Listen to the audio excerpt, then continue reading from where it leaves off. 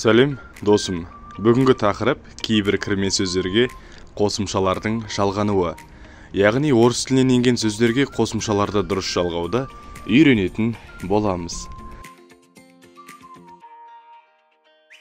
Журналистке ме, әлде журналистке ме? Тестіге ме, әлде тестіге ме? Филипптің бе, әлде Филипптің бе? Әрине, журналистке, тестіге және Филипптің. Неге? Ережеге мән беріңіз. СС, ЛЛ, ТТ, ПП, СТ, КСТ, СТ, ЗД, КК дыбыстарына біткен орыс тілінен енген жалпы есімдер атау күйінде өзгеріссіз жазылады да, оларға қазақ тілі қосымшалары жалғанғанда соңғы дауыссыз дыбысы түсіріліп жазылады. Мысалы, кросс. Атау күйінде соңғы СС әріптері жазылады, ал қосымша жалғанғанда бір С әріпі түседі. Осылай кроссқа, кроссы болады. Дәл сол секілді класс, классқа.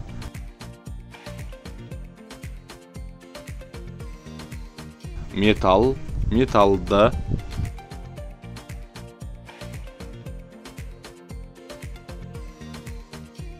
Грамм, граммға.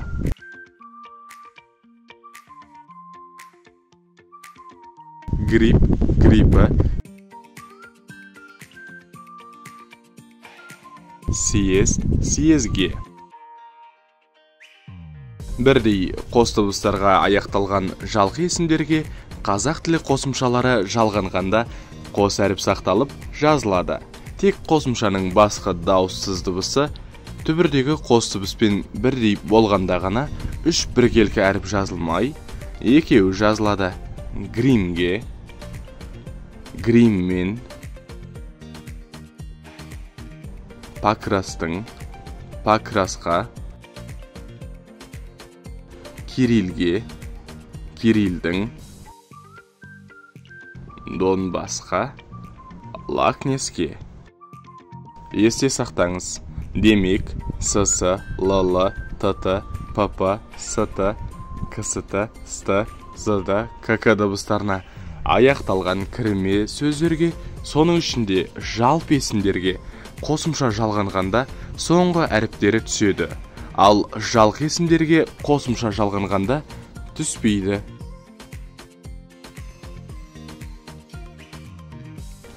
Фондысына ма, әлде фондқа ма? Лифтмен бе, әлде лифтпен бе?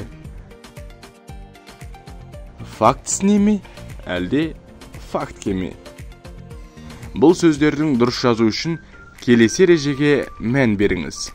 НД, НЗ, НК, НГ, МП, МБ, МТ, КТ, СК, ВТ, ФТ, ПТ дыбыстарына аяқталған орыс тілінен енген сөздерге қосымшаларда дәнекер дыбыстары арқылы жалғанады. Фондысы. Штампыны, штампылау. Танкіге. Киоскілер. Фактілер.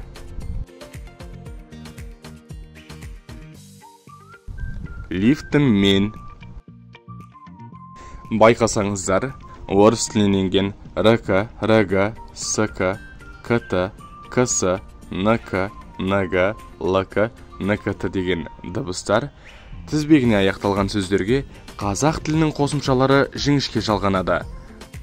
Паркке, киоскіге, фактіге, танкілер.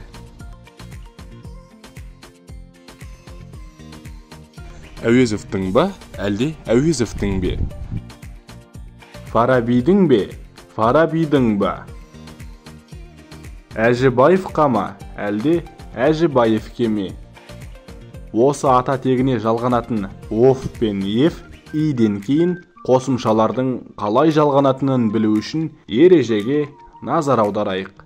Ата тек жасайтын if, of, in қосымшалары буын үндестігіне бағынбайды.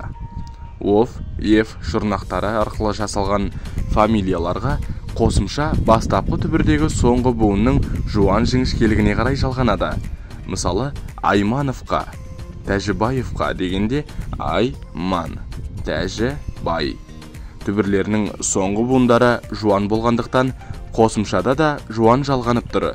Ал Жүнісовке, Әйтиевке дегендерде түбірдің соңғы буындарында жіңішке дауыс дыбыс болғандықтан Жүніс, Әйти қосымшаның да жіңішке варианты жалғанып тұр. Әуезовтың емес, Әуезовтың. Фарабидің емес, Фарабидің. Әжібаевке емес, Әжібаевқа. Қазақтікі ме, әлде қазақтікі ме? Не қазақтікі ме? Күнәсіз бе, әлде күнәсіз ба? Күмәндану ма, әлде күмәндену ме? Дұрысы, қазақтікі, күнәсіз және күмәндану. Себебі мен, пен, бен, паз, қор, қой, нікі, тікі, гер, кеш, гөй, хана, тал, дар қосымшалары сөздің соңғы буынының жуан жіңішкелігіне қарамай, осы көрсетілген түрлерінде ғана жазылады. Мысалы, қасықпен, өнерпаз, жүлдегер, арбакеш, шеберхана, хабардар, діндар, ауылдікі, мемлекеттікі. Әріпіне аяқталған немесе соңғы буынында әріпі жазылған сөздерге қосымшалар жуан жалғанады. Мысалы, кінәлау, күнәсіз, күнәға, күмәндану, күләнға.